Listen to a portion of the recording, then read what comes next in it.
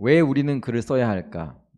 앞서서 제가 사례도 보여드렸지만은 그 생각을 한번 제가 마음대로 정리를 해봤어요. 예.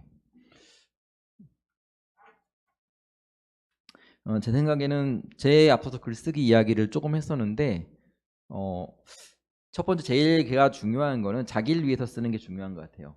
사실 글을 쓰면서 내 생각이 정리가 되는 경우가 되게 많거든요. 강의도 마찬가지예요. 저도 강의를 하면서 제가 내가 알고 있는 것들을 한번 재점검하는 경우가 상당히 많거든요. 글쓰기는 더 심해요. 왜냐하면 자기 생각을 정리하는 시간을 갖는 좋은 기회여서 글쓰기를 했으면 좋겠다는 게 제 생각이고, 두 번째로는 다른 사람한테 도움도 돼요. 특히 여러분이 글쓰기 하는 게 웹상에 돌아다니면서 여러 사람한테 도움이 많이 되는 거죠.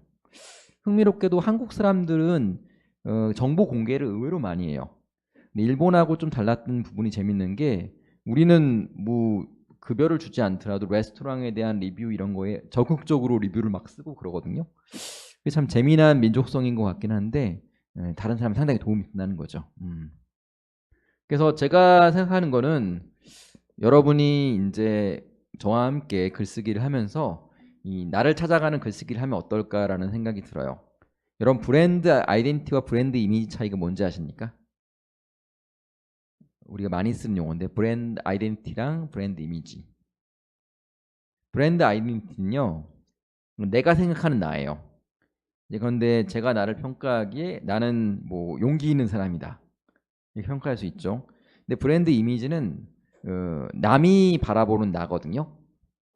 근데 이 브랜드 아이덴티티와 브랜드 이미지가 안 맞을 때가 되게 많아요. 내가 생각하기에는 나는 상당히 뭐 용기 있고 뭐 진취적이라고 느낀, 다른 사람이 나를 보기에는 상당히 패시브하다고 느낄 수 있는 거죠. 그래서 제가 생각하기에는 이 글쓰기 과정을 통해서 가장 이상적인 거는 브랜드 아이덴티티와 브랜드 이미지가 동일하게 맞춰가는 게 상당히 중요해요. 그게 글쓰기의 힘인 것 같아요. 내가 아무리 뭐 나는 뭐 이런 사람이다 저런 사람이다 강조해도 세상은 나를 알아주지 않더라고요. 저도 여러 가지 좌절도 하고 그랬던 경험이 있는데, 글쓰기 하는 과정을 통해서 자기를 만들어 나가는, 쉐이핑하는 그런 기회가 상당히 중요하겠다 생각이 들어요. 어, 그 두 가지로 한번 정리해 봤어요, 그 내용을. 첫 번째는 살기 위해 쓴다. 왜냐면 저 같은 경우도 글쓰기를 시작한 가장 중요한 동기는 금전적인 동기였거든요. 일단은 생활비, 특히 월세를 내야 되는데 월세가 없는 거예요, 여러 가지로. 글쓰기를 상당히 뭐 가열차게 했죠. 상당히 좋은 모티베이션이죠. 안 쓸 수가 없잖아요, 데드라인 안에서. 미친 듯이 쓸 수 있죠. 원고료를 받을 수 있고, 또 나아가서는 자기 전문성을 알리기 위해 쓰는 경우도 상당히 있어요. 그건 어떻게 보면 다 명예와 돈에 이렇게 엉켜 있는 글쓰기들이죠. 나쁘지 않습니다. 근데 더 나아가서 이게 승화된 경우에는 이런 분들도 되게 많이 있어요. 뭐 책을 한 100여 권 쓰고 돌아가시는 분도 있죠. 물론 그 중에 대부분이 안 팔리긴 하겠지만은 쓰기 위해 사는 분이 있어요. 제가 아는 모 교수님은 글쓰기를 일기처럼 써요. 어, 일어나면 글 쓰는 거예요. 소셜 미디어에도 쓰고, 그리고 그걸 묶어서 또 책으로 내요. 물론 많이 팔리진 않지만은 그래도 그 자체를 재미로 하기 때문에 그 파워는 엄청나더라고요. 근데 이게 긍정적으로 승화되면은 이제 살기 위해 쓰는 게 쓰기 위해 이제 사는 그 삶으로 전환되는 시점이 있어요. 그게 정말 아름다운 전환이죠. 여러분들이 그렇게 되면 좋겠지만은 물론 여기에 시간이 좀 걸립니다. 그래서 이제 보면은 이제 뭐 앞서서 같은 맥락인 것 같아요. 이 돈과 생업을 위해서 글 쓰고 콘텐츠를 만들고, 또 여러분들은 어떤 분은 뭐 유아용 콘텐츠를 편집하고 이런 분도 있겠지만은, 나중에 어떻게 보면은 이 사회적 가치와 존엄성의 글쓰기가 상당히 연관이 돼요.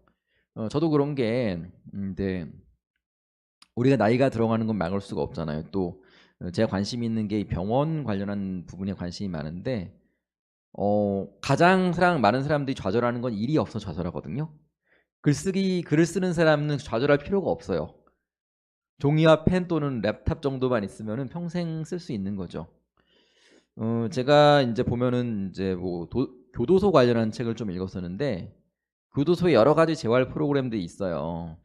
근데 가장 효과적인 프로그램은 독서 치료라고 하더라고요. 그게 참 맞는 것 같아요. 책이야 그냥 읽으면 되고, 읽는 것 통해 자기를 발견해 나갈 과정인데, 비슷한 거죠.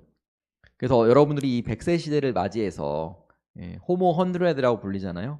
글쓰기를 하는 게 단순히 수업을 듣고 학점을 따고 또는 뭐 교양을 쌓는 걸 넘어서 자기 삶의 목적이 될 수 있는 거가 아닌가 생각이 들어요. 그래서 지금은 여러분들이 처음이니까 좀 아마 뭐 이것도 하고 싶고 저것도 하고 싶겠지만은 한번 포커스를 가지고서 뭘 써볼까? 뭐 그게 육아에 대한 게 됐던 아니면 발레에 대한 게 됐던 아니면 미술사에 대한 게 됐던 뭐든 간에 한번 재미있게 한번 연산을 해보시는 게 좋을 것 같아요. 저 같은 경우에는 항상 메모지랑 이런 요즘 패드를 갖고 다니면서 아이디어가 있으면 적어놔요. 그래서 항상 폴더 안에다가 다 모아놓고 그 글감이 한 100여 개는 항상 가지고 있어요. 문제는 시간과 열정과 에너지가 없을 뿐인데 그게 글감이 글로 변환되는 건 상당히 금방 전환이 되더라고요. 저도 아직 갈 길이 멉니다. 그 얘기를 들었고 제가 보면 제일 재밌는 글쓰기 작가라고 할 수 있죠. 그 사람은 허준인 것 같아요. 우리 허준의 동의보감을 쓴 허준이 있잖아요. 우리나라의 의성이라고 불리죠. 한의학의 거의 뭐 아빠라고 불릴 수 있는 분인데 이 사람이 참 재밌는 분이에요. 보면은. 그래서 65세에 이 사람 미션을 받은 게 동의보감 집필이었거든요. 동의보감이 보면은 당시에는 이제 그 중의학이라고 하잖아요. 중국 의학서를 베껴와서 한국에 적용을 하던 것이 우리가 한중이 사실상 지리적으로도 좀 거리가 있지만은 이 뭐 토양적으로도 상당히 차이가 있잖아요. 약재 이름도 다르고 이거를 한국 한약을 집대성하신 분이라고 봐야죠. 제가 이 얘기를 한 건 뭐냐면은 14년 만에 집필을 끝내는데 이분이 글 쓴 곳이 여기에요. 한번 가볼 만합니다.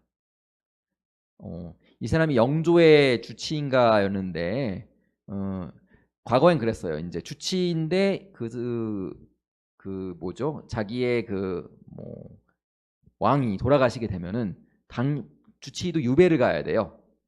약간 뭐 그 클래식한 방법이죠. 하여튼 징벌을 받아야 되는 거죠. 이분이 강서구에 있는 이제 허가바위 이 바위가 있는 곳으로 유배를 갔어요. 지금이야 강서구 뭐 잘 괜찮고 좋지만은 김포공항 근처로 유배를 간 거죠. 목동 근처라고 봐야 되겠네요. 정확히 보면 양천구 목동. 그래가지고 이 바위를 저도 가봤어요. 가서 이걸 뛰어넘어가면 안 되거든요. 근데 좀 넘어가 봤죠. 또 허준의 필링을 느끼려고 갔더니 진해가 있더라고요. 그래서 깜짝 놀라가지고 제가 뛰어나온 기억이 있습니다. 근데 여기 보니까 이 바위에서 이제 이 노구를 이끌고 65세에 들어가 14년 동안 여기서 글을 써간 거죠. 엄청나지 않습니까? 글쓰기. 이분이 근데 만약에 동의보감이라는 글쓰기 미션이 없었다면은 당시의 그 시대상을 반영했을 때는 아마 67세나 8세에 돌아가시지 않았을까 하는 생각이 들어요. 65세 자체 상당히 오래 사신 거죠. 그래서 삶의 미션이 된 글쓰기, 이 사람 살아있게 만든 게 바로 이거고 엄청난 책이라고 봐야죠. 물론 저도 읽어보진 못했습니다. 보면은 글쓰기는 항상 일을 하게 만들어요. 그게 장점인 것 같아요. 여러분이 일단 글쓰기라는 그 체인이라고 하죠. 이 체인 루프 안에 들어가게 되면은 여러분은 항상 노동할 수 있고 놀 수 있어요. 왜냐하면 글쓰기 자체는 머릿속으로도 할 수 있거든요. 나 오늘 뭐 써야 되지? 뭘 해야 되지? 이런 것들이 머릿속에 계속 돌게 돼 있어요. 근데 저도 아직 자동적으로 도는 수준은 아니지만은 그 주제의식을 갖고 살면은 지루할 틈이 별로 없어요. 예. 보시면은 우리가 알고 있는 니체가 한 말을 제가 뭐 옮겨놨는데 일이란 좋은 것이다. 뭐 직업은 우리들의 생활을 지탱해주는 기반이 되고 기반이 없다면 인간은 살아갈 수 없다. 기분 좋은 피로와 보수까지 선사한다 이렇게 돼 있는데 보면은 참 재밌어요. 최근 자살자들이 많잖아요. 보면은 근데 부유하면서 자살자들이 상당히 많아요. 그 이유가 뭘까를 생각해 보면은 자기가 뭔가 이 그 워크라는 체인 안에 돌아가지가 않기 때문에 희망이 없는 거죠. 그래서 보면은 이제 교도소에서 재활 치료 중에서 가장 효과적인 것다고 하는 게 독서 치료 내지 글쓰기 치료인 게 그런 거죠. 살아갈 이유를 제공하는 거죠. 뭐 그런 얘기를 했고, 그 다음에는 글쓰기는 파생력이 있어요. 보면 글쓰기 글 자체가 물론 가장 클래식한 표현의 방법이지만은 이게 익스텐션이 가능한 거죠. 변용이 가능한 것 같아요. 글 자체가 뭐 유튜브 또는 기타 영상으로 변환되기 상당히 쉽고 그걸 전환해서 다른 웹툰이나 기타 파생품을 만들기 상당히 쉬워요. 가장 기본이라고 봐야 되죠. 이 멀티미디어의 시대에도 많은 사람들이 우리 댓글을 읽어가고 있잖아요. 얼마나 재밌어요, 그죠? 예. 자, 아무튼 하이데거라는 독일의 철학자도 그 사람이 그렇게 얘기했대요. 언어는 존재의 그릇이다. 참 멋있는 표현 아닙니까? 우리가 보면은 성경책에도 얘기 나오잖아요. you have my word. 뭐 태초에 말씀이 있었다. 이런 얘기 나오는 것처럼 이야기가 있는 게 상당히 중요해요.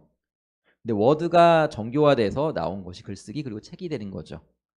그만큼 중요한 것 같아요. 글을 쓰면은 여러분들이 사고가 성장해요, 확실히. 왜냐면은 여러분이 그냥 말을 뱉는 거는 마구 나오는 거잖아요. 글쓰기는 한 번 더 머릿속에 연산을 해서 나오는 거기 때문에 상당히 정교화되는 장점이 있죠. 그리고 또 가장 중요한 게 뭐냐면요. 여러분이 뭔가를 표현하고 이걸 정리하지 않잖아요. 그럼 그 아이디어가 사라져 버려요. 그건 정말 좀 힘든 거죠. 어떻게 보면요. 저도 보면은 좋은 아이디어가 상당히 많았는데 하나의 기록을 안 해서 단순히 내가 이 아이디어 자체를 메모장에 적어놓는 게 아니라 이걸 좀 정교화해서 적어놓지 않잖아요. 금방 없어져 버려요. 제가 예컨대 우리 딸에게 하고 싶은 말, 우리 학생한테 하고 싶은 말, 또 내가 강의에 대한 아이디어 이런 게 있으면 이거를 적어도 문체화된 글로 완성하지 않으면 사라져 버려요. 그게 참 무서운 것 같아요. 여러분이 지금부터라도 한번 그 정리하고 있는 게 중요하죠. 사실 보면은 요즘에 보면은 인정 욕구라고 보통 많이 하잖아요. 사람의 가장 큰 욕구 중에 하나가 남한테 인정받고 싶은 욕구잖아요, 그죠? 더 나아가서 존경받고 싶은 욕구, 그죠? 예. 그런 의미에서 우리가 사라져도 내 글은 어딘가 검색이 되겠죠, 물론. 그리고 사용하는 사람 상당히 많다는 거죠. 자, 근데 제가 이번 강좌에서 좀 고민하는 부분은 바로 하나예요. 예. 소비문화 연구자의 글쓰기로 테마를 잡았거든요. 그 이유는 이 문화예술 정책이란 이런 브로드한 이런 내용 중에서 가장 쉽게 접할 수 있는 게 소비문화의 현상인 것 같아요. 왜냐하면 우리가 문화예술 자체를 소비라는 개념으로 지금 사용하고 있거든요. 그리고 두 번째 이유는 뭐냐면요. 이게 활용성이 높은 것 같아요. 사람들이 소비라는 데 워낙 관심이 많고 이 많은 것이 금전화되는 게 물론 좋은 현상은 아니지만은 그래도 우리가 관찰자로서 발견할 수 있는 것들이 상당히 많더라고요. 지금 최근에 문화예술 소비의 새로운 경향이 뭘까 궁금하잖아요. 그죠? 그런 부분들을 한번 정리할 기회가 이게 아닐까 생각해서 한번 제가 관심을 가진 영역이 바로 소비문화 연구자로서 여러분이 어떻게 글쓰기를 잘할 수 있을까, 어떻게 글감을 정리할 수 있을까, 이런 것들을 제가 나름대로 정리를 해보려고 해요.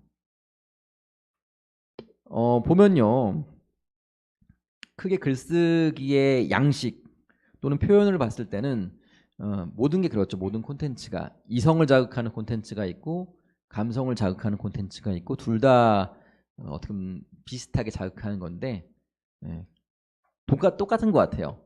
상당히 이성적인 글인데도 감동적인 글도 있고 감성적인 글인데도 불구하고 감동적인 글이 있어요. 이게 바로 보면 결과적으로 우리가 지향점은 그 글의 형식이나 표현 방법이 감성적이든 이성적이든 간에 감동과 영감을 주는 게 중요한 거죠. 제가 나중에는 사례와 함께 한번 이야기를 해보려고 그러는데 여러분들도 보시면서 이제 공부를 하시는 분들이니까 좋은 글들, 좋은 여러 가지 산문이 되어도 좋고 에세이가 되어도 좋고 소비 문화에 대한 건 더 좋죠. 한번 갖고 와서 글감이 있으면 한번 보여주시면 좋을 것 같아요. 보시면은 소비 문화 글쓰기가 그럼 기타 글쓰기 어떻게 다를까를 한번 정리해 봤어요. 일단은 이거는 소설이 아니에요. 예. 소설의 구조를 가지기도 해요. 때로는. 하지만 소설책은 아니에요. 보면은 논리적이죠. 그래서 외국인도 쓸 수 있어요. 예. 외국인이 더 잘 쓰는 경우도 있어요. 왜냐면 논리에 따라 쓰기 때문에 그렇거든요. 두 번째는 독자가 한정적이에요. 이게 장점도 있고 단점도 있습니다. 소비 문화에 관심 있는 사람이 모두 다 관심 있을 것 같지만은 뭐 제한돼 있어요. 그걸 원하는 사람이 있는 거죠. 비슷해요. 저도 여러 가지 책들을 좀 써봤지만은 보는 사람은 제가 타겟팅한 분들밖에 안 봐요. 예, 한정적이죠. 목표가 있어요. 이건요. 이 책을 읽고 이건 제가 예컨대 미술관 소비의 새로운 변화라고 책을 썼다고 가정을 해보죠. 그러면 목표가 있어요. 이 책을 읽고 미술관 경영자들은 어떠어떠한 마케팅을 해야 되겠다. 이런 영감을 받기를 원한다는 뚜렷한 목표가 있는 거죠. 그리고 마지막으로는 이게 많이 실수를 해요. 많은 책들이. 전문가가 쓴 책도 다 실수를 하는데 인용이 정확해야 돼요. 요즘 많은 사람들이 표절 관련한 문제로 여러 가지 고통을 겪고 있는데 이게 중요해요. 다른 사람의 아이디어를 갖고 왔을 때는 인용을 해주는 게 상당히 중요합니다. 기본이라고 봐야죠. 여러분이 이제 소비문화 글쓰기를 함께 우리 배워나가고 이야기하려고 하는데 포지셔닝이 중요해요. 그 다음에는 이제 기본은 됐으니까 이 내 책을 어떻게 내 글을 뭐 짧은 아티클이 될 수도 있죠. 뭐 어떤 블로그나 뭐 브런치나 이런 데가 쓰신 글이 될 수도 있는데 이게 논문으로 포지셔닝 할지 전문서로 포지셔닝 할지 아니면 대중서로 포지셔닝 할지 내가 목표하는 고객이 누구인지를 말 그대로 머릿속에 그려놔야 된다는 거죠. 그런 의미에서 포지셔닝이라고 이야기를 했는데 한번 고민할 필요가 있는 거죠. 여러분이 다음 시간에 오실 때는 나는 어떤 이번에 뭐 과제는 아니어도 어떤 글을 쓰고 싶다. 어떤 글에 대해서 몇 번 한번 책을 한번 내보고 싶다. 적어도 한 몇 년 동안에는 그런 생각을 한번 머릿속으로 정리해서 오시면 좋을 것 같아요. 아시겠죠? 외국인이 뭐 듣는 분도 계시니까 저도 외국에서 살았지만은 외국인이 잘할 수 있는 부분이 상당히 많이 있어요. 왜냐면은 제3자의 시선에서 글을 쓸 수 있어서 그렇거든요. 일본을 가장 잘 이해한 책이라고 보통 불리는 그 국화와 칼이라는 책은 루스 베네딕트라는 외국 사람이 썼어요. 일본인이 아니죠. 그리고 또 이어령 교수님이 쓴 축소지향의 일본인도 한국 사람이 일본 문화에 대해 쓴 거예요. 재밌는 게 해외 문화에 대한 책은 외국 사람이 더 잘 써요. 재밌지 않습니까? 왜냐면은 그 나라에서 있는 사람은 그 나라 자기 나라 사람들을 알 수가 없어요. 그리고 외국 사람이 써야 또 책도 더 잘 팔려요. 여러분 이거에 대해서 랭귀지에 대해서 겁을 먹을 필요는 별로 없어요. 자 여기서 중요한 게 여러분이 소비문화 글쓰기는 소설 쓰는 게 아니라 보고서를 재미있게 쓴다라고 생각하시면 돼요. 근데 재밌는 보고서들이 상당히 많이 있어요. 두 번째는 이게 지쳐요. 글쓰기가 잘 써야 되겠다는 강박관념을 가지면 안 돼요. 근데 저희도 이제 그 세발 자전거를 타다가 제 딸이 두발 자전거를 탔거든요. 이 연속이 상당히 불연속적이에요. 뭐 선생님도 계시니까 보시면 알겠지만은 세 발을 타다가 갑자기 두 발로 바뀌어 버리거든요. 이게 완전히 불연속에서 완전히 급상승으로 변해버리는 글쓰기도 비슷해요. 처음에 글이 엉망진창이다가 갑자기 엄청난 정도로 성장을 해버리는 거죠. 거기 가기 전에 포기해서 대부분의 사람들이 글을 못 써요. 그죠? 이게 상당히 중요한 거죠. 그 다음에는 이게 여러분이 좀 가다 보면은 글감을 발견하면 기분이 엄청 좋아져요. 글 쓰는 작가의 재미라고 볼 수 있죠. 내 이 아이디어가 떠올랐다 그러면 제가 뭐 예컨대 뭐 강의를 해서 아니면 뭘 해서 몇만 원의 수입을 받는 것보다 훨씬 더 재밌어요. 이거 정말 대박 아이디어다. 물론 대박이 안 되는 경우가 대부분이에요. 하지만 그럼에도 자기한테 상당히 만족을 주는 거죠. 흥미롭죠. 여러분이 정말 외국인이고 또 여러분이 예컨대 영어로 글을 쓰거나 또는 중국어로 글을 쓰거나 또는 다른 뭐 독어로 글을 쓰거나 이런 새로운 시도를 할 수도 저는 있다고 생각해요. 그때 고민할 필요가 없어요. 저희 번역기가 있잖아요. 그죠? 번역기와 그래머 체커가 많이 발전해 있기 때문에 외국어 걱정이면은 기본적인 자국어, 모국어를 잘 쓸 수 있으면 외국어도 잘 쓸 수 있어요. 번역기가 있기 때문에 너무 걱정하실 필요가 없어요. 많은 교수님들 중에 그 저널리스트 출신 교수님들이 있거든요. 외국에 가서 영어 논문 쓴 거 보면 상당히 잘 썼어요. 그 이유가 번역기를 이용해 쓴 게 아니라 본인이 머릿속에 정리가 잘 되어 있기 때문에 다른 언어로 이게 컨버션이 된다고 하더라도 상당한 의미가 있는 거죠. 보시면은 뭐 해외 소설들이 국내 한국말로 번역이 됐다고 하더라도 재밌게 읽히는 거랑 비슷해요. 여러분에게 제가 좋은 작가들을 많이 소개시켜 드릴 텐데 그런 사람 나름대로 노하우가 있어요. 예, 한번 재밌습니다. 한번 보시면 좋습니다. 네. 결과적으로 제가 강조하고 싶은 얘기는 지금 이 시간부터 여러분이 쓰겠다고 맘만 먹으면 여러분은 작가라고 생각해요. 여러분은 지금 집에 가시면서 또 강의를 마치고 이제 마감하면서 나는 작가다라고 스스로 한번 외치고서, 물론 크게 외치지 마십시오. 시끄러우니까. 한번 하시면은 라이터로 이제 등극할 수가 있습니다. Just Start Now라고 제가 썼어요. 보면요,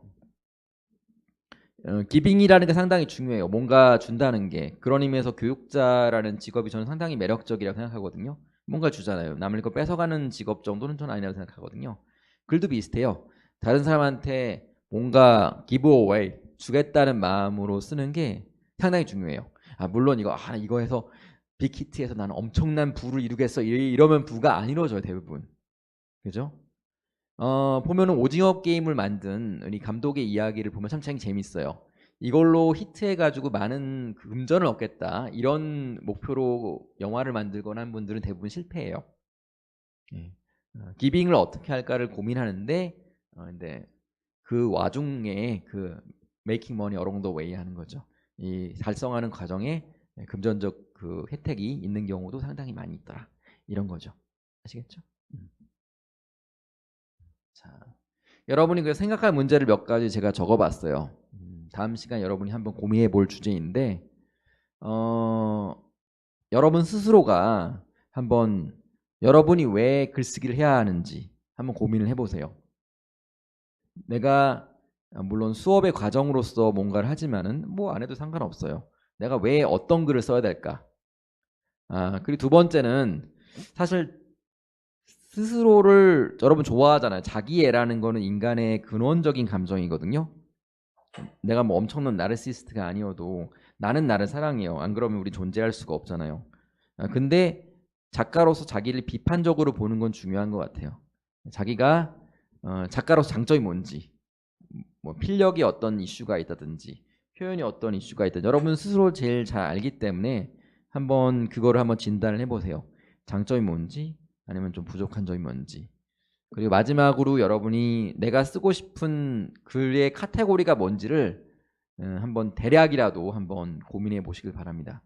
예, 그게 상당히 중요한 것 같아요. 여기서 시작하시면 여러분은 작가예요. 이제 아시겠죠? 예. 자, 그럼 이것으로 이번 렉처는 마치겠습니다. 감사합니다.